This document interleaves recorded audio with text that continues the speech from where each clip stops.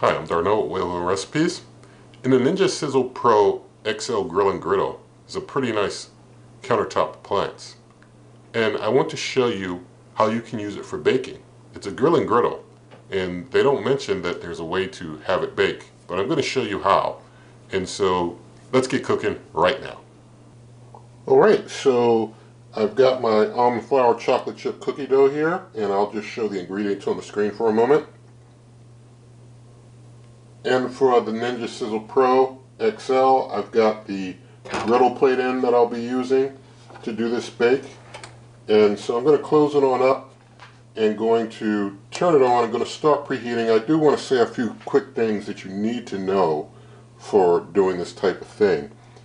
If you're going to do baking, it needs to be something very thin, like some thin cookies or something. It can't be anything thick or it won't bake well.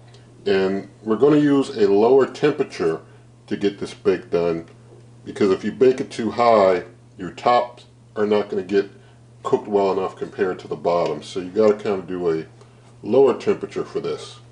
So we're going down to 300 degrees Fahrenheit even.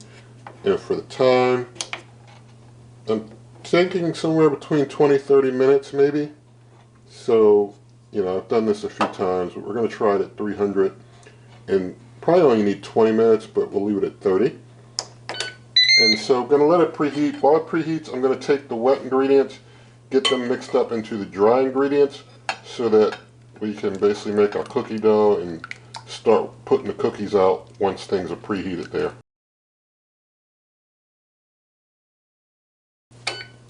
Alright, it's time to get going here.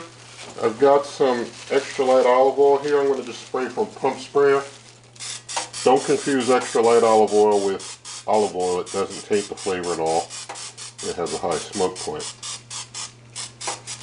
Alright, got that sprayed out. Now I'm just going to try and put about a dozen cookies out on the griddle here. Alright, now that I've got the dozen laid out, I need to kind of press them down flat to, like I said, try and make them as thin as I can. That's going to help them to bake better. Alright, now that everything is pressed down very well, going to just close things up. That'll help the heat from the lid to kind of help.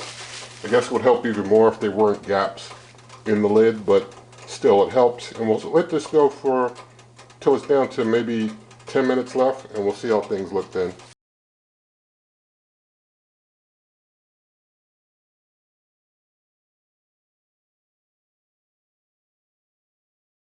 Alright, with 10 minutes remaining, 20 minutes of cook time, see what we have. It looks like, you know, the tops are going to need a little more browning. The tops are not done yet. And I know I could, you know, some people recommend flipping things over, but, you know, I don't want to do that. I'd like to just keep them upside, you know, right side up. So I'm going to let them go for the last 10 minutes and just see how they turn out.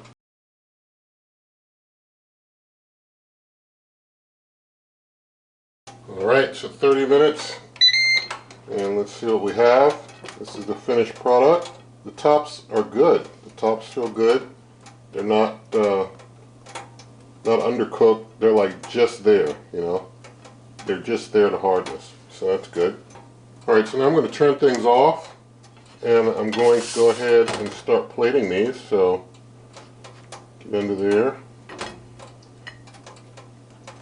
Just get them all off. Let me try and, I want to try and show you the bottom of one without burning my hand, Lord willing. So, this way I just turn it over like that. You see, the top is not, I mean the bottom is not burnt or anything like that. But I need to get this hot chocolate off my finger. Alright, so now we got the full dozen off there. I'm just going to take this one here and put it on this little saucer to have for taste test purposes. So there we go with that there. So just going to let them cool down a little bit, and then we'll do a taste test with that one there. So thank God for the cookie. and let's do a quick taste. You see the bottom of it there and the top of it there. So let's do a taste test.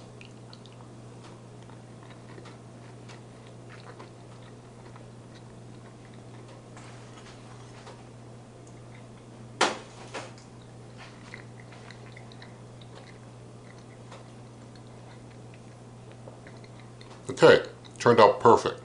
So keep it at 300 degrees Fahrenheit and just let it go for 30 minutes or so. It's going to be longer than you would in the oven at higher temperatures. But if you do higher temperatures, I've done like 350 and other ways, and I'm telling you the bottoms get a lot more cooked and your product doesn't turn out as well. So just take it real low, like 300, and let it go its time, like here 30 minutes. Make sure that you press them out thin so that they don't, as far as the thickness, don't have to cook through a lot to get things, well cooked through and through. But it turned out well. I recommend this to you. And so, nothing in this video is sponsored, nothing given to me at all. And so, in the video description, there are lots of ways to help the channel. Also, you can check out my blog, superwaveovenrecipes.com. Again, that's superwaveovenrecipes.com. Also, if you see a shop icon, you're on the Wave Oven Recipes YouTube channel. You see a shop icon or like an icon of the cooker to buy here on the channel, then you can use that. And basically, if you use that, that helps the channel also. In the video description, there are things like my cookbook, merch, membership, donations, link to the Amazon shop where you pay the same price, help the channel. Also, buy me a coffee link there too. And also, there are lots of ways you can help this channel for free, and I do appreciate if you do. You can give this video a thumbs up. You can share this video with a friend. You can leave a comment, subscribe, hit that notification icon, and good eating.